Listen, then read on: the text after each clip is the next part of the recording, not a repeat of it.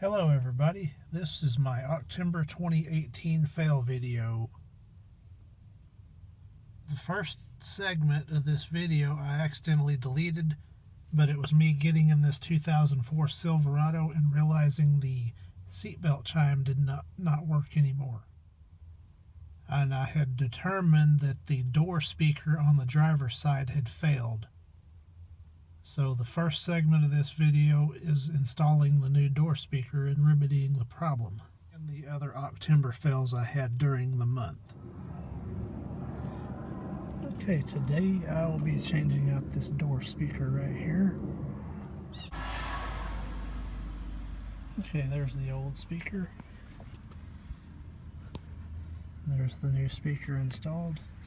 Let's see if that solves the problem.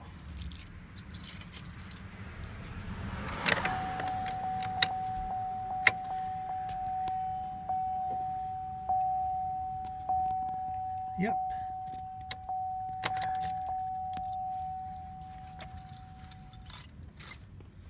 So, this is the third set of speakers I've gone through in this truck. So I don't even have to test them anymore. I know what the problem is when that doesn't work. Okay, the next item on the list, number 9. Let's go have a look at this. Yep, got a busted sprinkler head. Out with the old and with the new. All back in working order again. October 7th. Got no compressor running on this 1982 GE refrigerator. So I'm in the middle of changing the start relay. Here's the original.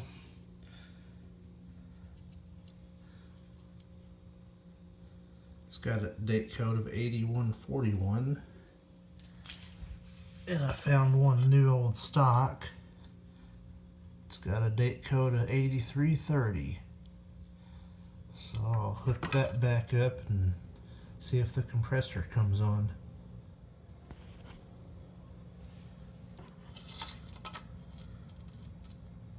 And somebody was asking something about the wiring on the compressor a while back.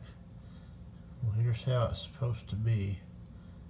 The red wire goes on that top terminal, and the black wire goes on this side terminal, and then this just plugs into the compressor with the T2 on the lower section and the single one on top.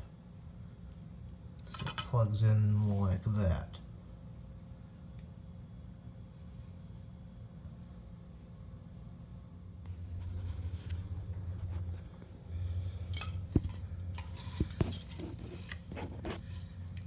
Okay, that assembly's plugged back in, put the cover back on and see if it's going to work. And another interesting thing to note, the original was made in Singapore and the replacement was made in Malaysia.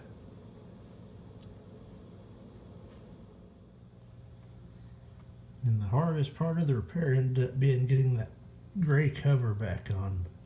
It's finally back on. So now to plug it in and see if it works.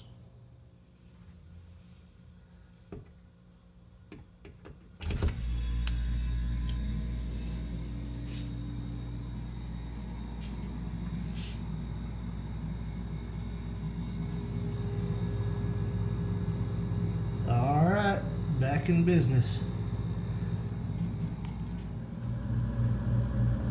And I've also ordered a new thermostat for this because I think something's going on with the thermostat as well and causing the unit to short cycle every now and then.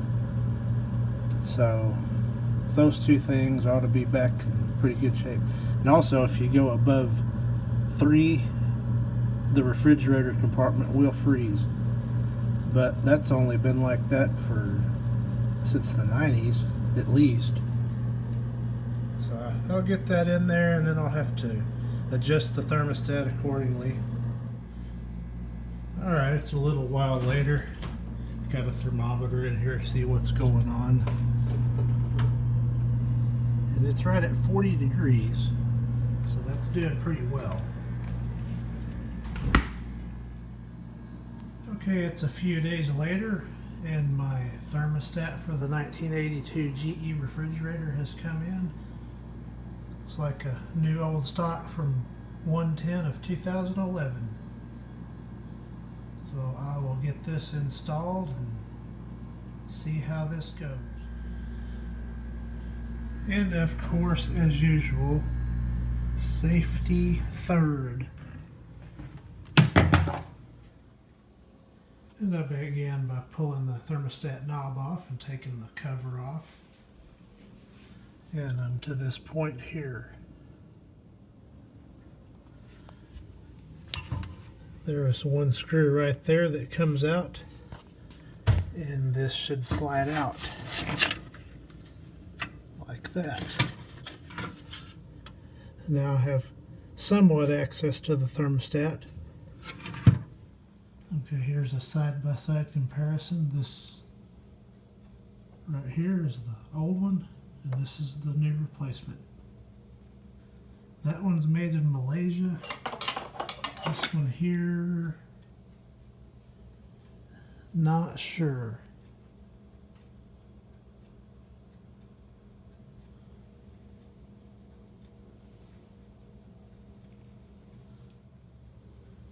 So now I have uncoiled the temperature probe and will begin reassembly. Okay, the new thermostat's in and the temperature probe has been routed like the original was. So now to reassemble. Okay, I'll plug it back in and see what happens. Now I have the thermostat set to off, so it shouldn't come on.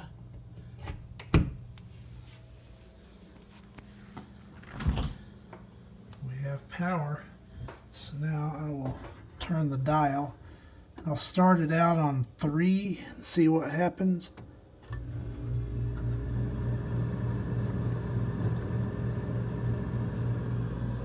This thing usually runs about 38 degrees in the freezer compartment.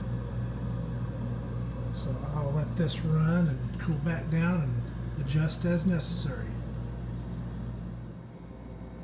And that job took about 10-15 minutes. It's October 20th. Here's the next entry. I got a busted cable on the garage door. So that's next on the repair list. Well, that was a pretty big pain, but I got that new cable looped around all the pulleys and installed.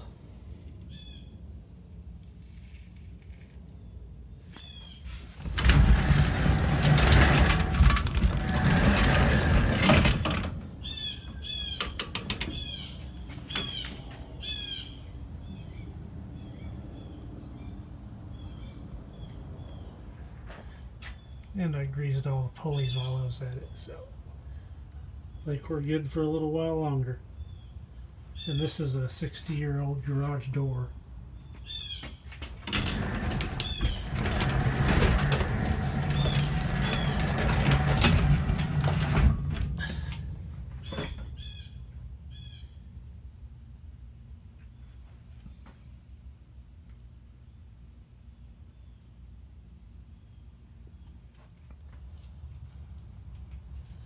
And as a last little bit of maintenance, I'm tightening up all the nuts on the hinges and rollers.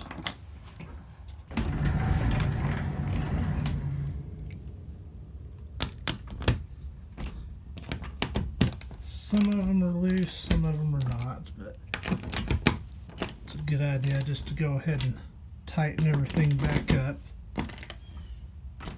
And okay, back to what I was originally going to do was all I needed to do is open the garage door and get this 5-gallon bucket. So now I'll get back to that because I'm going to clean the windows on the exterior of the house. October 28th. The Oster toaster oven is not working anymore. I'm going to crack it open and see what the problem is. Okay, here's the data plate. Might be able to read it at this point. It's a 6232 model. And down on that bottom line is likely the main problem with it. Okay, so after a bit of troubleshooting, I have determined that the timer is bad. So now I have the neon pilot lamp going. And I don't know if I'll be able to tell on camera, but it does indeed power up now. It's already getting warm. Don't want to leave it on too long because that's not an appropriate size wire for that kind of power. So I found a timer on eBay for $6. So I'm just going to go ahead and fix it and go on. Okay, it's a few days later. Got a little more work done on this 2002 Oster toaster oven. Got the old timer out. It fought me pretty hard, but I got it out. There's some more bits of it. I've also replaced these terminals. I've got them crimped and soldered. I got the heat shrink tubing on there. I just need to heat it up and shrink it. This I'm going to try to desolder, but I got to go get a heat sink, and then I'll give it a go, see if it'll come out of there, because I want to put some new heat shrink tubing on that diode. Okay, it's about 2 weeks later, and China finally delivered my new timer. So now I will begin installing that and reassembling the toaster oven. I'm not sure if I mentioned this earlier, but I had to drill some access holes to get the screws out of the old timer. So that's going to be covered up. I don't like to do stuff like that, but that's the way it goes sometimes. Okay, the new timer is installed and the knob is on.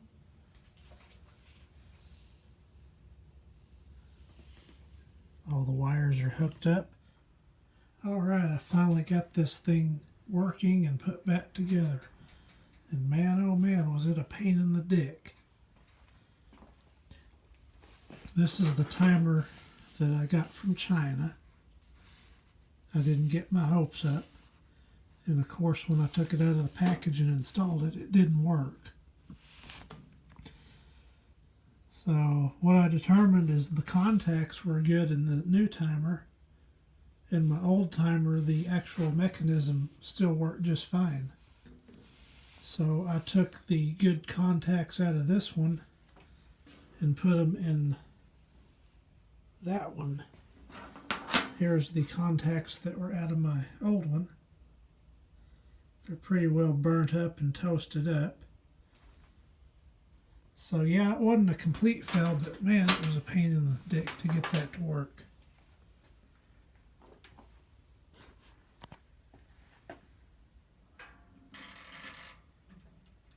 Now the light comes on, you can hear the timer clicking away.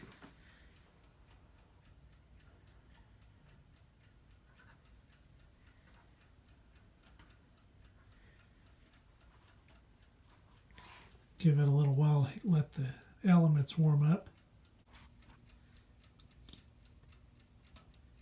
And the temperature continues to climb. I'll go ahead and pull this out before it gets too much hotter.